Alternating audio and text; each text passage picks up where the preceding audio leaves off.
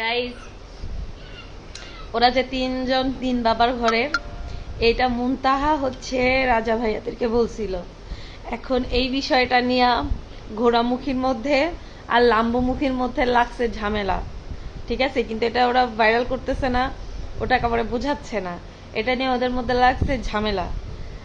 মানে কি অবস্থা, নিজেদের মধ্যে নিজেরা কথা চাইপা রাখতে পারে না, নিজেদের মানুষটা আবার সেটা ফ্লাশ করে দেয়।